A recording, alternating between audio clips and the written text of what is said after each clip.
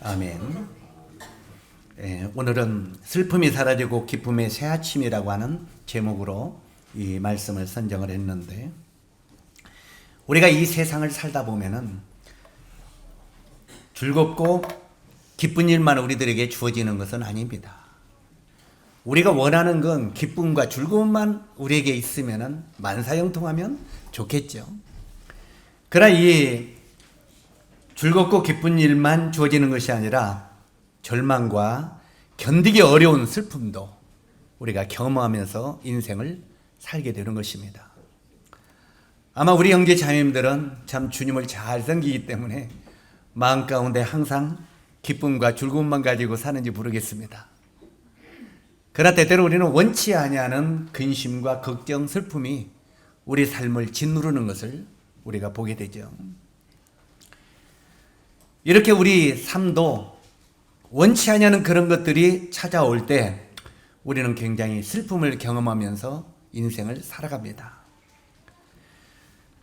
자, 그렇다면 우리를 슬프게 하는 것들이 무엇이 있는가를 한번 찾아봅시다. 이 말씀 속에서 우리를 슬프게 하는 일들이 무엇이 있는가 살펴보면은, 첫 번째, 나의 꿈이, 내가 가지고 있는 어떤 꿈이 좌절될 때 우리들은 슬퍼합니다.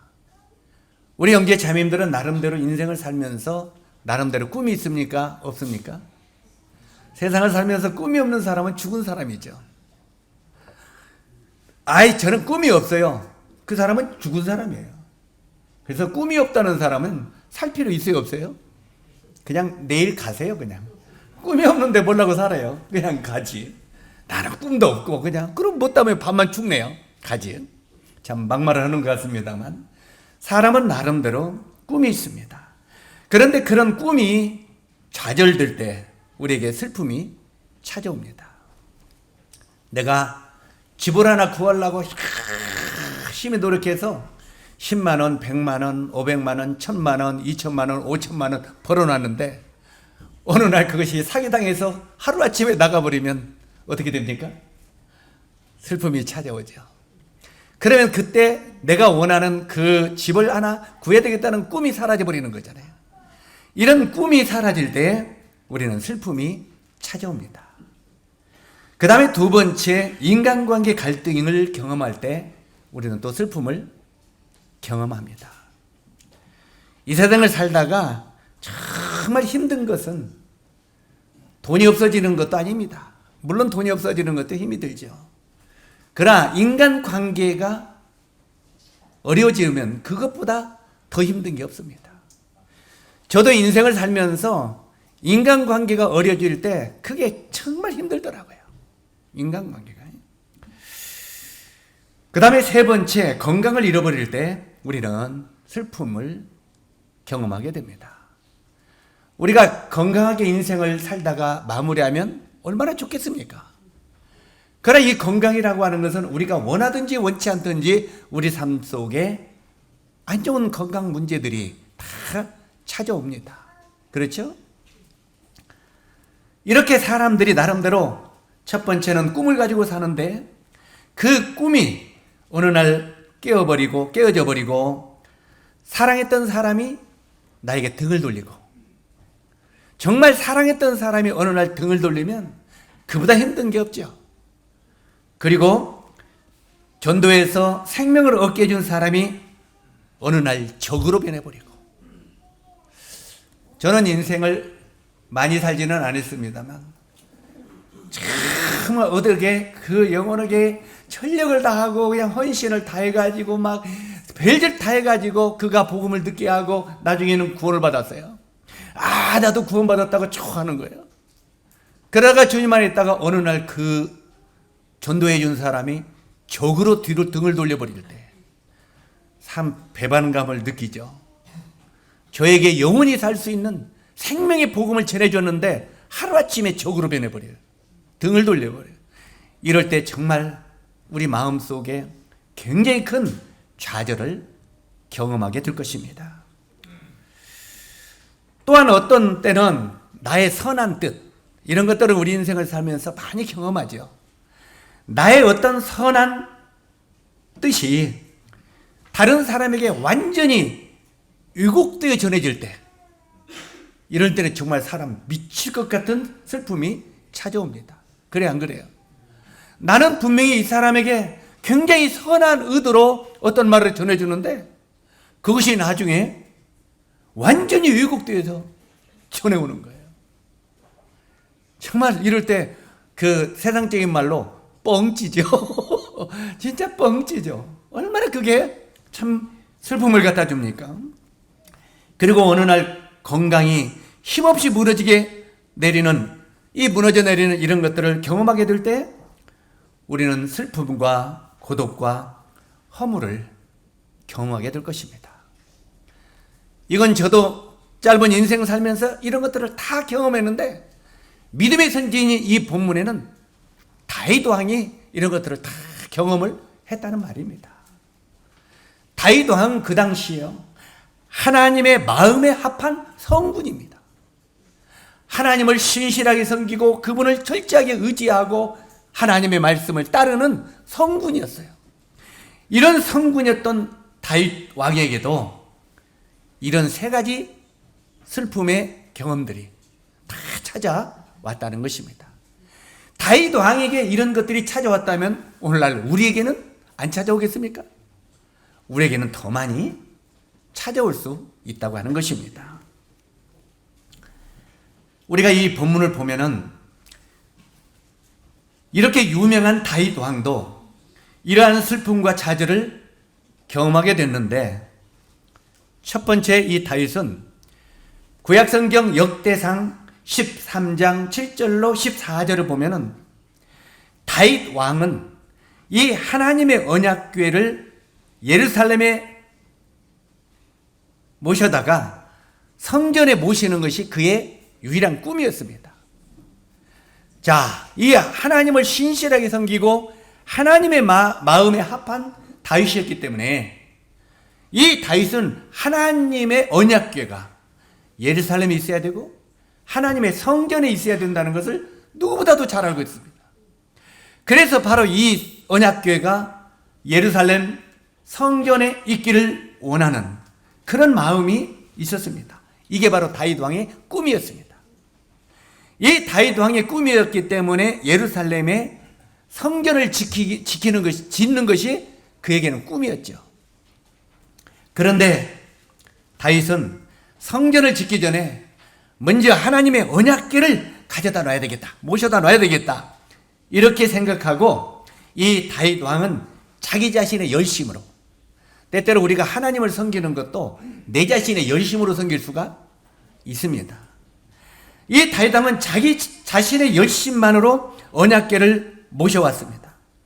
그것도 막 준비를 다 해가지고 제사장을 데리고 막 나팔을 불고 하면서 전부 이 성경이 가르치는 방법대로 모셔왔습니다. 그런데 이 언약궤가 다곤 마당에 지나올 때 어떻게 됐습니까? 소가 수레에다가 언약궤를 실었는데 소가 뛰었죠. 소가 뛰니까 막 흔들렸습니다. 하나님의 언약궤가 흔들렸어요.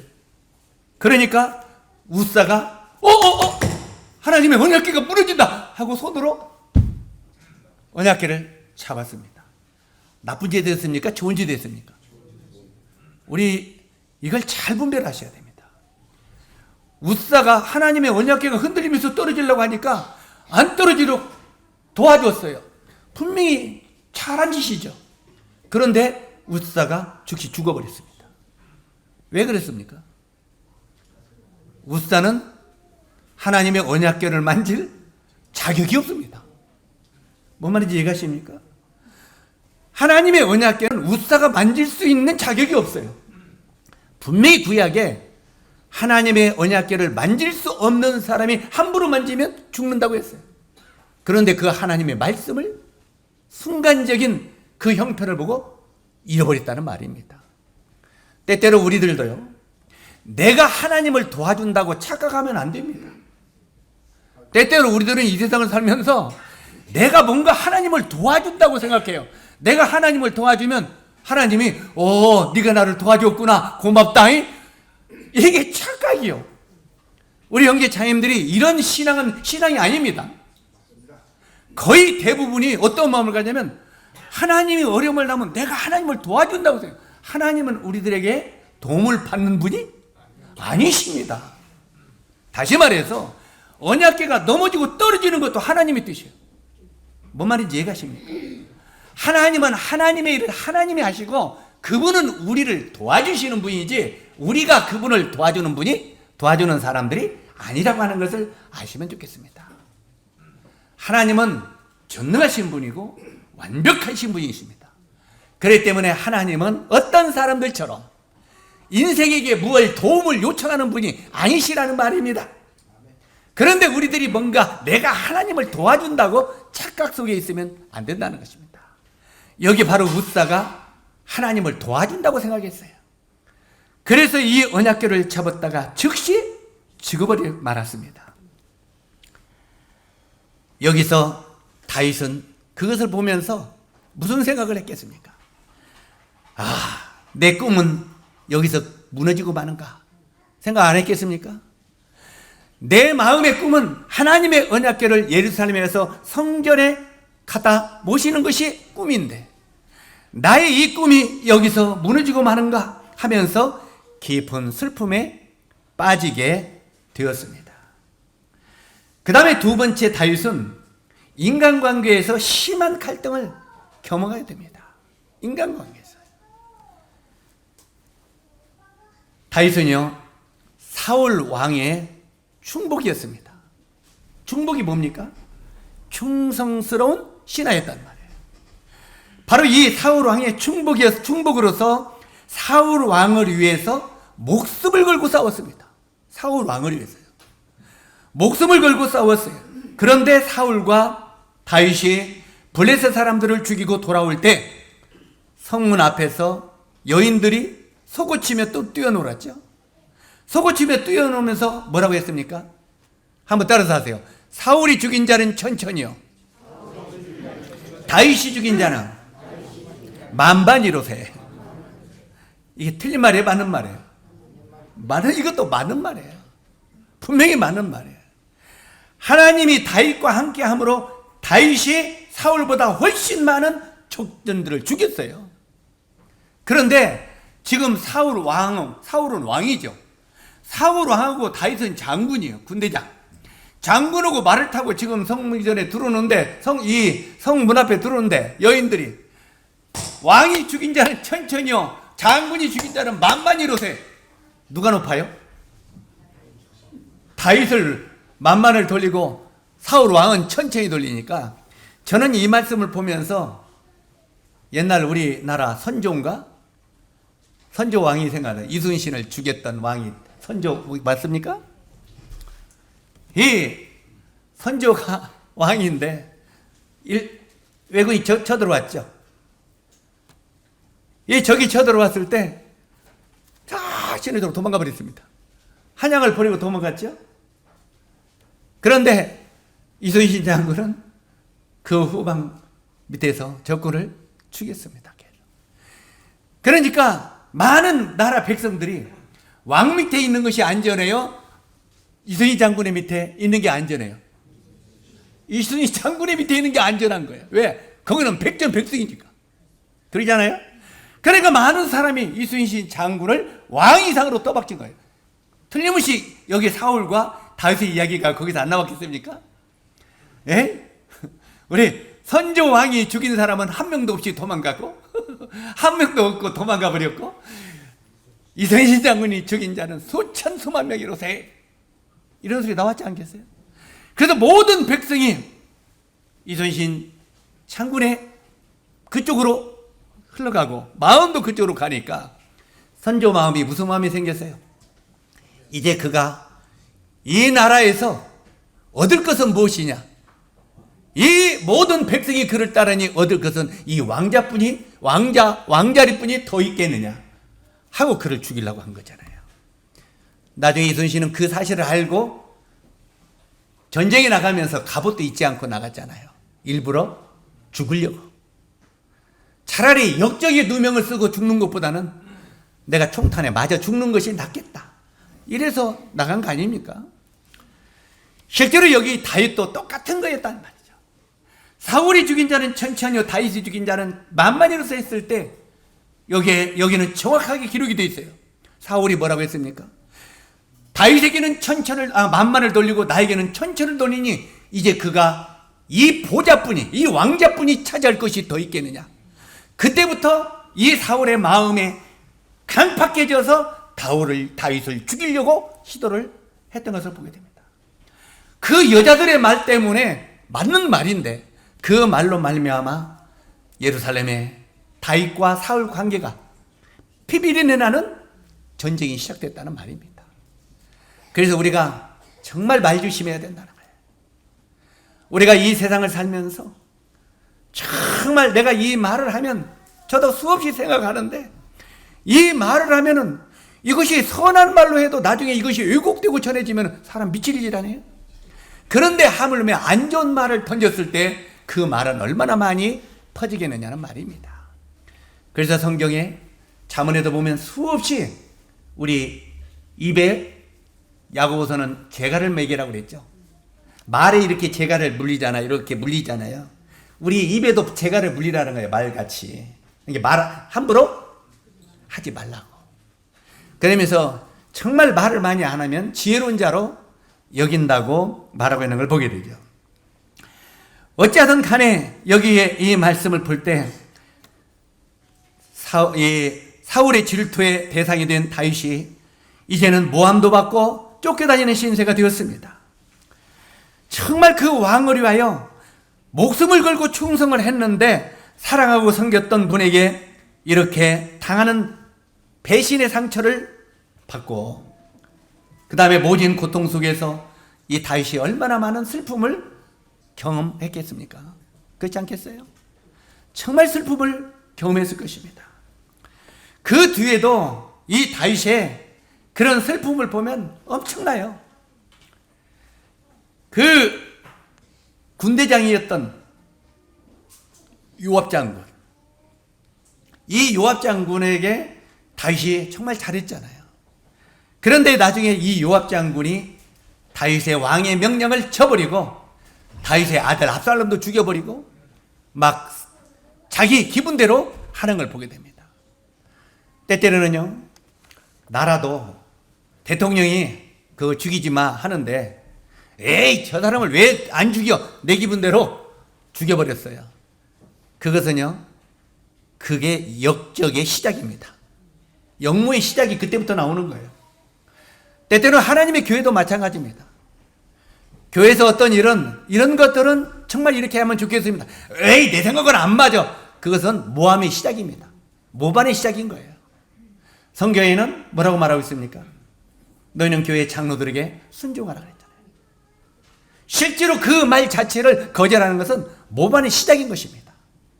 나는 그냥 아무것도 아니고 내 기분대로 이야기한 거지만 이것은 반역의 시작인 거예요.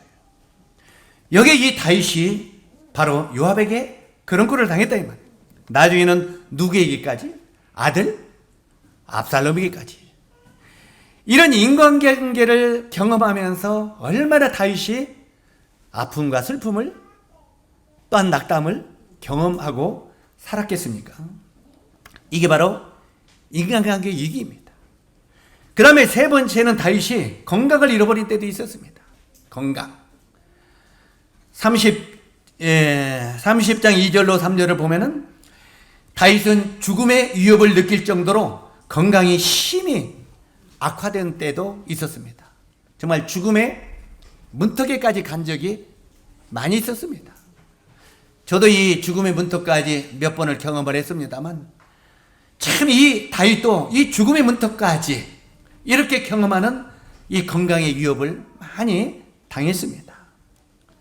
어쩌든 다윗은 육체적, 정신적 이 고통의 밤을 지내면서 인생의 슬픔과 고독과 허물을 경험하면서 이 다윗의 인생을 살았습니다. 자, 그렇다면 우리 삶 속에서도 이런 슬픔과 고통의 밤이 찾아올 때 어떻게 그것을 기쁨의 새아침으로 바꿀 수 있는가? 이것이 바로 이 본문에서 우리가 배워야 될 교훈이라는 말입니다. 우리가 이 시편 30편에서 이 교훈을 배우지 못한다면 이 성경은 나와 아무런 관계가 없는 것입니다. 우리가 때때로 이 성경을 통해서 내가 배워야 되는 게 뭡니까?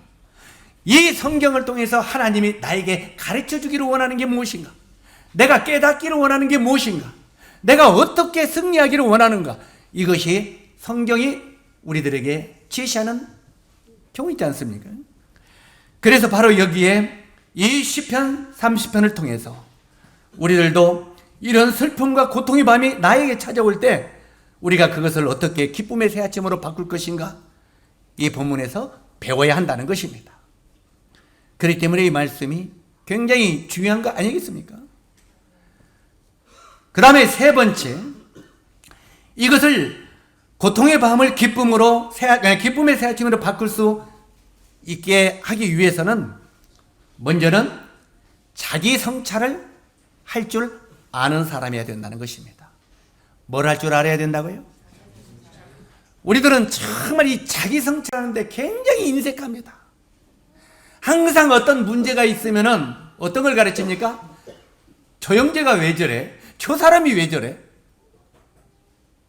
부부간에도 다투면은 어떻게 합니까? 우리 강호 형제님?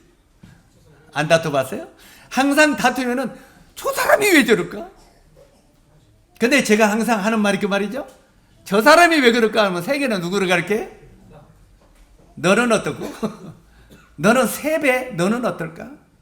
그러니까 이 세 개 손가락이 나를 가르친다고 하는 것을 깨닫는다면 그때부터 뭐가 와요? 자기 성찰의 날이 시작이 되는 거예요. 아, 내가 문제가 어디에 있는가를 찾기 시작한다는 거예요. 바로 이런 어두운 고통의 밤, 슬픔의 밤이 우리들에게 찾아올 때 먼저는 다윗은 자기 성찰을 시작을 합니다. 6절에 보면은 다윗은 자기가 형통할 때 가졌던, 이 다윗이 형통할 때가 많이 있었어요, 없었어요? 있었죠. 이 형통할 때 가졌던 자만심.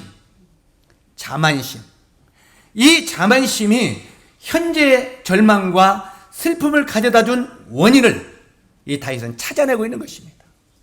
현재 내가 왜 이런 슬픔과 낙담과 좌절이 내게 찾아왔는가? 이 근본 원인이 무엇인가를 자기에게서 찾아내고 있다 이 말입니다. 자기 자신에게. 이 다윗은 이것을 찾아내고 있습니다. 바로 이 고통과 슬픔의 밤이 찾아올 때 원망과 절망 속에서 자포자기하는 사람도 있습니다. 그렇죠? 원망하면서 또 막 판단하면서 절망하면서 자포자기하는 사람이 있는가 하면 이 고통과 슬픔의 원인이 나 자신의 무엇 때문에 왔는지 자기 자신을 성찰하고 그 다음에 새로운 삶을 준비하는 사람이 있다는 말입니다. 여러분은 이런 고통의 밤이 올 때 자포자기하고 정말 절망하고 이렇게 끝내는 사람이 되겠습니까? 아니면 자기 자신의 그 문제가 어디에 있는가를 성찰하고 이제 새로운 삶을 준비하는, 새로운 삶을 계획해가는 이런 사람이 되기를 원하십니까? 원래 이 시편 30편은요 성전 낙성가라고 하는 의미입니다. 이 성전 낙성가라고 하는 말은 성전을 정리해서 하나님께 바친다 이런 의미예요. 자, 이 시편 30편의 의미가 그런 의미라면 이것을 영적으로는 우리가 뭘 배워야 되겠습니까? 영적으로는 그 당시 이 헬라 이방인들이죠. 이 헬라인들이 이스라엘을 쳐들어와서 완전히 이스라엘을 정복해 버렸습니다. 그래가지고 이 유대인들, 이스라엘 백성들이 하나님께 드리는 성전 있죠? 이 성전이 하나님께 드리는 거잖아요. 그런데 이 헬라 이방인들이 그 성전에 우상께 제사 드리는 성전으로 바꿔놔 버린 거예요. 그러니 이스라엘은 초죽음 당할 때죠. 그래 안 그래요? 완전히 자기들이 하나님 앞에만 예배드리는 성전이 이방인의 우상 숭배하는 장소로 바뀌어 버렸으니 얼마나 마음이 안 좋았겠습니까? 그러니까 이 유다인들, 이스라엘 백성들이 계속 이것을 하나님께 기도하고 자기들을 성찬하고 하면서 나중에는 헬라인을 무찌르죠. 그리고 이제 이 성전을 정화시킵니다. 성전에 우상 숭배하던 걸 딱 때려 부시고 없이고, 그 다음에 하나님이 받으시는 이런 것들로 정결케 하죠. 이 정결케 해가지고 하나님 앞에 예배를 드립니다. 그래서 성전 낙성가라고 하는 거예요. 성전을 정화시켜서 하나님 앞에 바친다. 그렇다면 이게 오늘날 우리에게는 어떤 적용이 되겠습니까? 하나님이 성전 삼고 너희 안에 계신다고 하는 거예요. 우리 형제 자매들이 예수 그리스도를 믿고 내가 구원받았으면 내 안에 하나님이 성전 삼고 내 안에 계신다는 겁니다. 이걸 믿습니까? 그런데 하나님이 내 안에서 나로 말미암아 성전 삼고 계시기 때문에 내 마음이 하나님께 온전히 예배를 드려야 되는데, 내 마음을 이방인들이 지배해버렸다 이 말이에요. 세상이 내 마음을 지배한다 이 말이에요.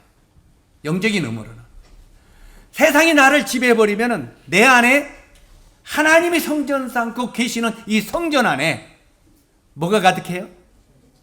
세상에 우상들이 득실득실 하고 산다 이 말입니다. 때때로는 제일 큰 돈이라는 우상. 우리가 돈 싫어하는 사람 있어요 없어요? 아마 여기서 돈 싫어하는 사람은 하나도 없을 거예요. 우리 저기 뭐냐, 예? 우리 저 누구냐, 아주 어린 은혜 정도도 돈이면 이거 내가 10원짜리 주면 이거 아무것도 못 사 먹는다고 100원짜리 줘야 된다고, 100원짜리도 못 사 먹는다고 만원짜리 돌려. 요즘에 만원짜리 돌려. 그잖아요? 이 돈의 가치들은 알아요. 애들이 어렸어도 돈의 가치를 알아요 몰라요? 왜요? 이미 내 마음에 뭐가 되어 있기 때문에? 우상이 되어 있기 때문에 잘 알고 있다 이 말. 그리고 내 세상, 내 마음속에 유행, 각종 권력, 모든 우상들이, 내 마음이 추구하는 많은 우상들이 내 마음에 득실득실하고 있다 이 말이에요. 여러분은 여러분이 안에 성전 삼고 주님이 예배를 받으시는데 우리 안에 우상들이 예배받고 있다 이 말이에요. 그렇지 않습니까? 나는 그렇지 않다고 하는 사람 손 한번 들어보세요. 나는 철저하게 내 마음 가운데 주님을 경배하고 있다고. 우상들이 내 마음에 저렇게 깨닫지 못하는 게 더 문제인 거예요. 정말 깨달은 사람은 맞습니다. 내 안에는 정말 우상이 드글거립니다. 이게 자기 자신을 성찰하는 거예요. 나는 깨끗합니다. 이건 성찰이 안 되는 거거든요. 이걸 발좀 깨달았으면 좋겠지만 안 돼요. 자, 어찌하든 간에 실제로 우리 안에 우상이 득실득실 할 때 이것을 성경에 정화시켜야 된다. 이걸 말하는 거예요. 완전히 정화시켜서 내 안에 성전 삼고 그분이 나의 왕으로, 나의 주님으로 좌정케 하라는 말이에요. 그랬을 때 바로 여기에 그 자기 성찰을 하고 그 다음에 자기 마음속에 하나님의 성전이 자리 잡아서 하나님의 성전이 나로 하여금 온전히 하나님이 나의 주인이 되고 하나님이 나의 왕이 되셔야 돼요. 여러분, 하나님이 여러분의 주인이 되고 하나님이 여러분의 왕이 되라고 하는 말을 쉽게 생각하지 마십시오. 여러분을 이러면서 나도 주님이 되고 왕으로 믿어요. 주님이 여러분의 주인이 되고 주님이 여러분의 왕이 된다면 여러분의 환경이 아무리 이렇게 바뀌어도 아이고 나는 공고해요 이 소리 안 나와야 되는 거예요. 그런데 평상시에는 막 공고하고 이게 나오면서 하나님이 나의 주인이 되시고 하나님이 나의 왕 되시고, 거짓말. 아니야, 이건 말뿐이지. 하나님이 정말 우리 안에 주인이 되면 너희 범사를 여호와께 맡기라. 따라서 하세요. 너희 범사를 여호와께 맡기라. 자, 그렇다면 너희 생명까지도 그분에게 맡기라는 거예요. 맡기지 말라는 말이에요. 맡기라는 거예요. 주님이 오늘 내 생명을 데려가시려면 그렇게 하십시오. 그러나 조금 내가 필요한 것이 더 있으면 조금만 더 연장시켜 주십시오. 이런 기도를 할 수 있겠죠. 그러나 언제든지 오늘이라도 주님이 나를 필요하시다면 그냥 데려가십시오. 나의 생명까지도 그분 앞에 완전히 맡겨야 그분이 나의 주인이시오 나의 왕이 되신다고 믿는 것이라 이 말이에요. 때때로는 뭐가 조금 없으면 어이구 그러면서 주님이 누구요? 나의 주인 되시. 주님 뭐 주인이요? 돈이 나의 주인이지. 실제로 그렇지 않다 이 말이에요. 정말 주님이 여러분의 주인이 되시고 여러분의 왕이 되신다는 진정한 믿음이 있을 때 주님이 성전 삼고 내 안에 계시는 거예요. 더 설명 안 드려도 뭔 소리인지 알겠죠? 자, 여기 지금 주님은 그걸 원하고 있는 거예요. 네 자신을 성찰하는 건, 아하, 내 안에 성전 속에 온갖 우상들이 들거리고 있구나. 이걸 정화시켜서 내 안에 주님이 좌정케 해야 되겠구나. 이것이 바로 자기 성찰이라 이 말입니다. 다윗은 바로 자기 성찰을 해요. 첫 번째. 그 다음에 두 번째, 하나님 앞에 엎드려 기도하며 회개하면서 자복합니다. 바로 이 다윗은요, 2절에 보니까 다윗은 주님께 간절히 기도하고 응답을 받았습니다. 우리들도 영육간에 건강할 때는 기도를 망각합니다. 제가 조금 전에 간증한 내용이 그겁니다. 내가 형통할 때는 주님 앞에 납작 안 엎드려지더라 이 말이에요. 그냥 기도할 때도 주님 이렇게 해주시오 하잖아요. 그리고 잠시 주님 이렇게 하면 좋겠습니다. 언제부터 우리가 주님 앞에 납작 엎드려 무릎을 꿇을지를 망각하고 잊어버렸다가 말이에요. 그러나 여기에 다윗 고백처럼 우리가 영육간에 건강할 때도 우리는 기도를 망각하고 삽니다. 그러나 건강을 잃어버리면, 건강이 내 삶 속에서 떠나가면은 그대는 주님 앞에 납작 엎드려집니다. 그래 안 그래요? 경험을 안 해서 모릅니까? 한번 아파볼라요? 그러면 오늘부터 기도할까요? 하나님, 우리 성도들이 죽지 않을 만큼 아프게 도와주십시오. 이렇게 기도 한번 해볼까요? 죽지 않을 만큼 아프게 도와주십시오. 자, 그렇게 아프게 될 때 우리는 어떻게 했습니까? 주님 앞에 납작 엎드리게 돼요. 평상시 납작 엎드리게 되면 얼마나 하나님 보실 때 아름답겠느냐 이 말이에요. 그런데 그 아플 때 납작 엎드려서 오 하나님 저를 도와주십시오. 셀프미 오 마이 갓 하나님 나를 도와주십시오. 이렇게 말하잖아요.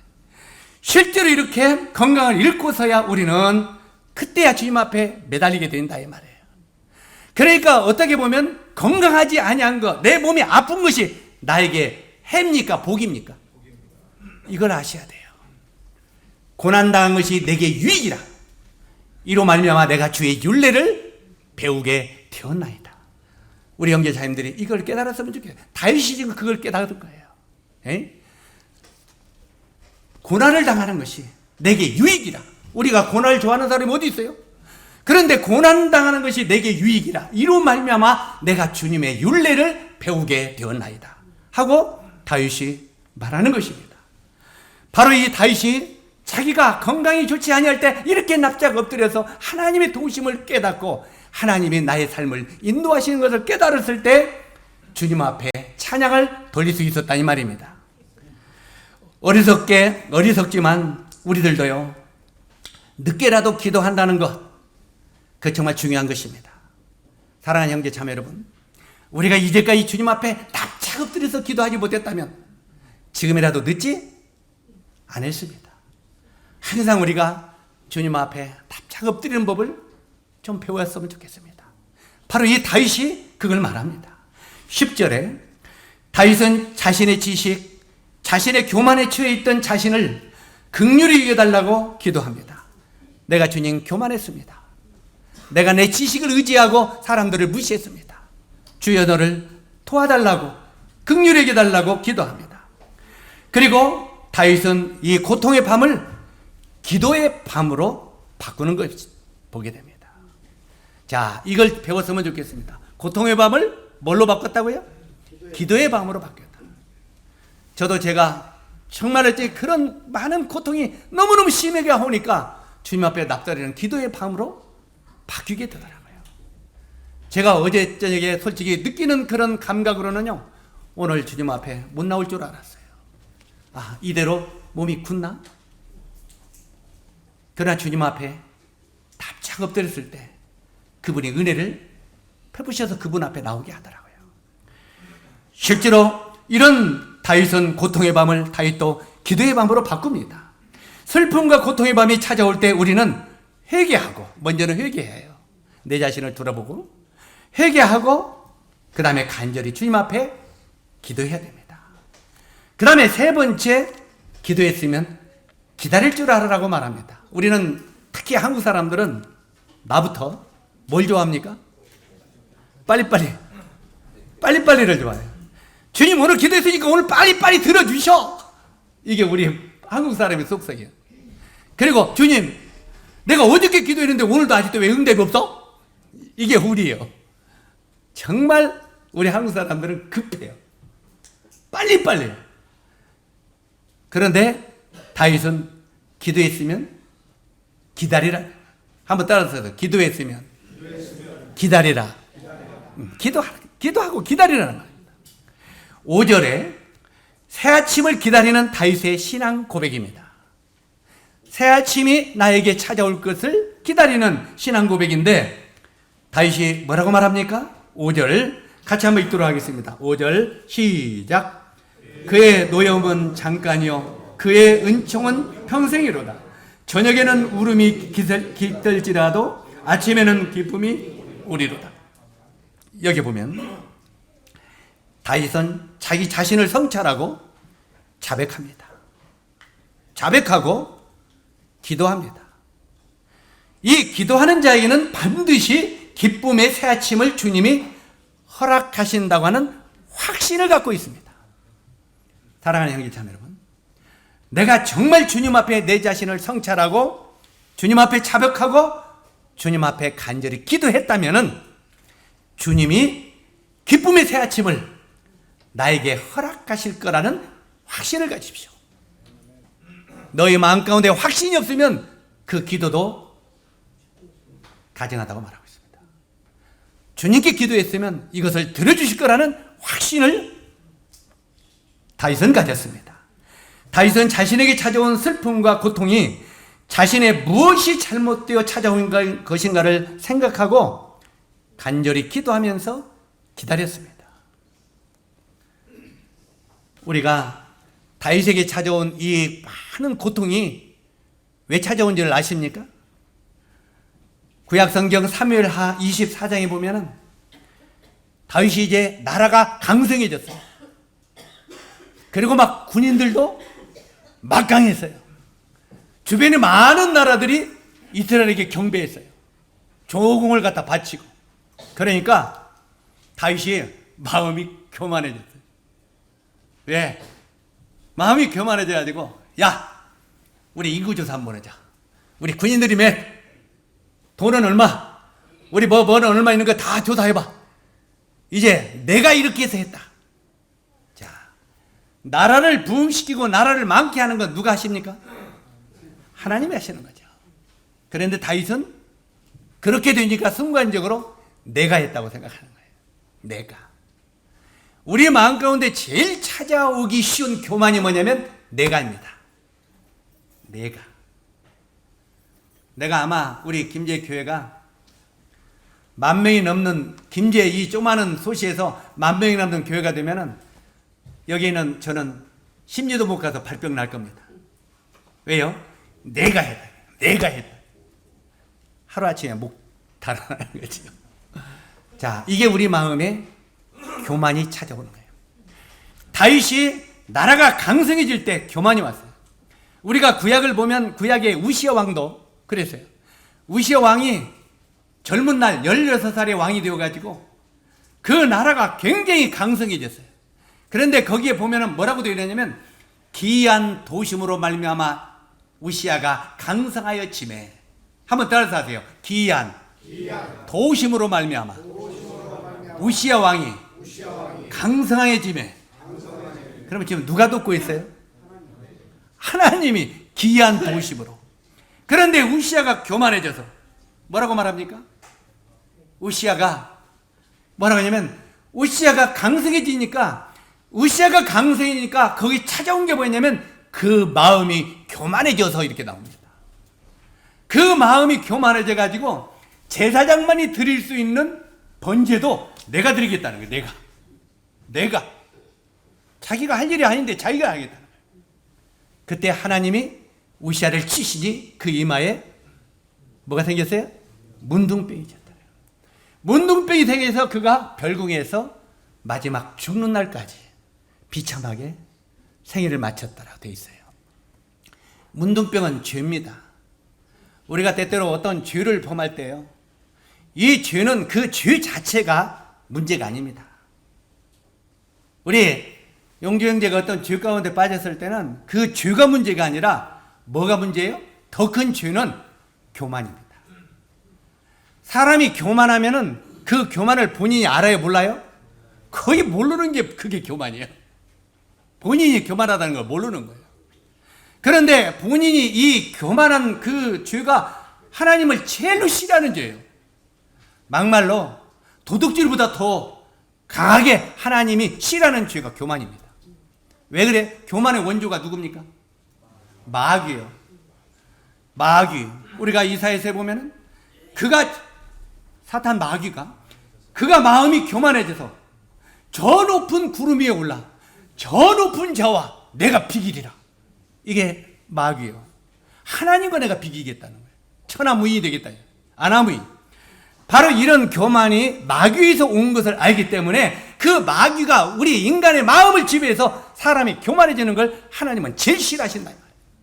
그래서 우시왕이 교만해지니까 그를 치시니까 문둥병이 됐다. 자, 실제로 용주 형제가 어떤 도둑질하는 죄의 범에 빠졌어요. 그러면 그 죄보다는 큰 죄가 뭐예요? 뭐라고요? 교만이라는 죄예요. 그런데 이 교만은 본인이 깨달아요, 못 깨달아요? 교만은 사람들에게 뭐라고 소리도 안 들어. 그냥 교만하다고만 하지. 그런데 하나님이 용주 형제를 낮추려면, 죄송합니다, 이름 불러서 낮추려면은 어떻게 해야 되겠어요? 저를 도둑질하는 죄를 사람들에게 드러나게 하는 거예요. 이해 가십니까? 죄를 드러내게 해서 와, 용주 형제가 도둑질을 했대 하고 그를 딱 낮추는 거예요. 그 다음부터 힘을 쓸 수 있어요, 없어요? 실제로 하나님이 다루고자 하는 죄는 교만이었다 이 말이에요. 근데 교만을 낮추는 방법이 죄라고 하는 걸 드러나게 하는 거예요. 이해 가십니까? 그래서 우리들이 누가 죄를 지었네, 누가 이를 지었네, 그것은 별거 아닌 거 아세요? 우리는 그냥 나중에 할 때 그가 이런 죄를 지었대, 그가 이 죄를 어떻게 할까, 이 죄를 할까, 그게 중요한 게 아니에요. 그 죄는 부수적인 거고 그 뒤에 숨은 교만이 있다 이 말이에요. 먼저 그래서 우리가 내 자신이 교만해질 때 자기 자신을 성찰하고 자기 자신을 낮추는, 이게 지금 본문에서 배우는 거라 이 말이에요. 이해 가시죠? 다윗은 그것을 깨달은 거예요. 여기 다윗이요, 뭐라고 말하고 있느냐면, 다윗이 그 인구조사 후에 병이 온 누리에 퍼졌습니다. 다윗은 백성들과 더불어 간절히 마음을 낮추고 죄를 날리고 회개하며 기도합니다. 주님, 제 마음이 교만했습니다. 하나님이 나를 도와주시는 걸 모르고 내가 뭘 한다고 그냥 내가 이렇게 교만해졌습니다. 하나님 저를 도와주십시오 하고 회개하면서 자기 자신을 꼭 낮춥니다. 백성들과 더불어 간절히 기도하며 자신을 낮추니까 하나님이 알았다, 교만이 낮추니까 재앙을 딱 끝나는 거예요. 이해 가시죠? 그러니까 그것을 회개하지 않고 자복하지 않았으면 하나님께서 다윗에게 더 큰 죄를 또 험했을 거예요. 그런데 이 재앙을 그치고 그 건강을, 그가 죽을 병까지 걸렸는데 건강을 회복시켜 주시고 예루살렘은 새 아침이 밝아오는 것을 보게 됩니다.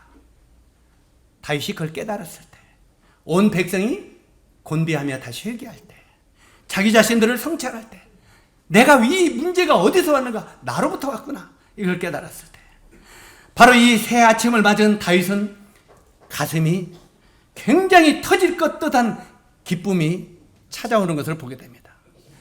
바로 이 새 아침을 맞은 다윗은 가슴이 터질 듯한 기쁨의 간증을 말하고 있는데, 그 간증이 11절입니다. 11절에 뭐라고 되어 있습니까? 같이 읽도록 하겠습니다. 시작. 주께서 나의 슬픔이 편하여 내게 춤이 되게 하시며 나의 베옷을 벗기고 기쁨으로 띠띠우셨나이다. 아멘. 내게 찾아온 슬픔과 좌절과 고통을 원망하기보다는 자신을 성찰하고 회개하고 기다렸더니 하나님이 춤추는 기쁨의 새 아침을 내게 주셨나이다. 이런 고백입니다. 예? 다시 반복합니다. 내게 찾아온 슬픔과 좌절과 고통을 원망하기보다는 자신을 성찰하고 회개하고 기다렸더니 하나님이 춤추는 기쁨의 새 아침을 내게 주셨나이다 하고 고백을 합니다. 12절에 이는 잠잠치 아니하고 내 영광으로 주를 찬송케 하심으로 여호와 나의 하나님이여 내가 주께 영영히 감사하리로다. 하나님이 나에게 찬양과 감사와 기쁨을 위해 잠시 슬픔을 허락하셨다는 고백입니다. 나에게 춤추는 기쁨을 주기 위하여 하나님이 나에게 잠시 이런 고통을 허락하셨습니까? 고맙습니다.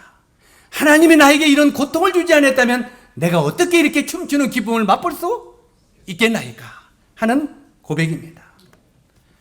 사랑하는 형제 자매 여러분, 정말 나를 참으로 괴롭히게 하고 슬프게 하는 것이 무엇인지 한번 자신을 둘러보십시오.